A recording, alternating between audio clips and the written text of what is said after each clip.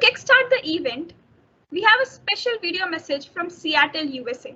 Miss Preeti Sridhar is an alumna from the batch of 1985 and holds the office of the Deputy Administrator Public Affairs at the City of Renton, United States of America.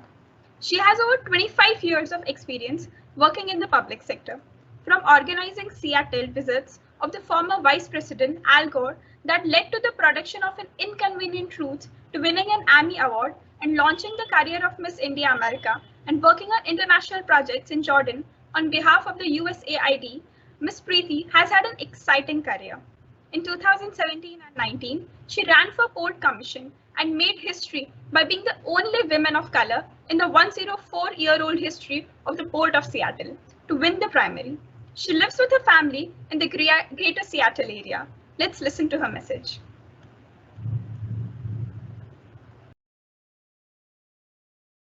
When I was asked to talk about my journey and accomplishments, I look around our virtual gallery here, and everyone is tremendously accomplished. You just have to see an episode of Move Conversations on our homepage, and you will see that our alumni have done just about everything. Yes, I feel privileged to have a few firsts under my belt. I've broken some barriers, and I've certainly raised a lot of eyebrows. We are the oldies but goldies, the 1985 batch who got you guys the New Delhi campus. We were a really small group of women in our batch, since at that time it was unique for women to get into management and international trade. As I think about what's the value of my accomplishments, what comes to mind and what has been the driving force in my life has been the desire to bring change. I've hungered for it, internally, externally, at work, and in society. And that is what has driven my decisions and has been my motivation. My accomplishments are incidental. My first was soon after I graduated from IIFT. My very first job was with a relatively unknown company at that time called HCL.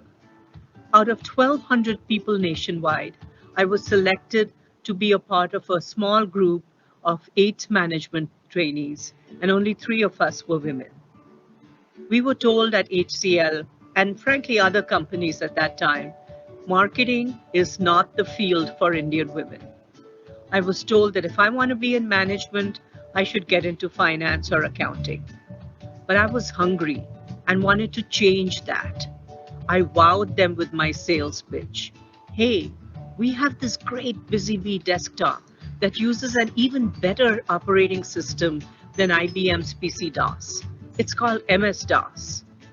I was the only woman to be assigned as a management trainee to the corporate marketing sector. I finally decided to pursue a degree in finance and came to the US to get my MBA. My goal was to always come back to India, since I wanted to right those inequities and change the balance of power against women. Somewhere, life played its cards, and I did not come back to India.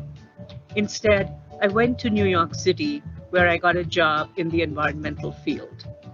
From New York, I moved to Seattle, where my brother was working for a small computer company called Microsoft, and they were making a relatively new product at that time called MS-DOS. My move to Seattle coincided with a new phase. Oil prices were low and the US economy was booming. Consumerism was at a peak. At the same time, Seattle was going through some significant challenges. With the tremendous growth in population, the city had excess waste and landfills were full. Seattle's drinking water supply was also running low, and soggy Seattle needed to find a new source of water, but at a considerable cost. I had a choice. I could go the route of everybody else around me. Computers, consumerism, the same old. Or I could work for change. I'd make chump change. I started working for the city government and took a creative approach to recycling and water conservation. using Philip Kotler's principles of marketing for environmental marketing, I started asking people to buy less, to consume less, to conserve. I got a chapter in Philip Kotler's social marketing book. It was also my creative peak, and I won an Emmy for a TV ad I produced on water conservation. I was actually in labor as I was producing the ad. True story. My next major milestone was launching Seattle's Climate Protection Initiative. This was during the presidency of George W. Bush, when the US had not signed the Kyoto Protocol. Again, it was about defying the status quo and demanding change. As the environmental communications director for the Seattle mayor, I proposed to him an ambitious plan to approach greenhouse gas emission targets from the city level, the grassroots level. We were basically showing our finger to the federal government. We invited former Vice President Al Gore to come to Seattle and launch An Inconvenient Truth. My next big aha moment came in 2017 after President Trump took office.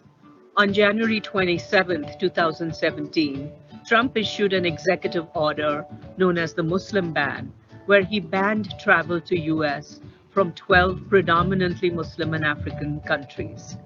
The atrocity of that ban really got me, and at that time, I decided to do something about it. My call to action was to stand for a little-known but highly influential post, Port Commissioner of Seattle, one that controls the airport, seaport, cruise terminals, tourism, and a lot more. I was an unknown player, and I made history when in one of the most crowded elections, I became first to come in the primary and the only woman of color in the port's 104-year history.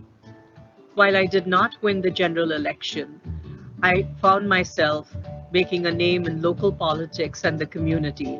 And ever since then, I've been very active, particularly in the field of race, social justice, inclusion, and equity. And there are well-known names that I work very closely with.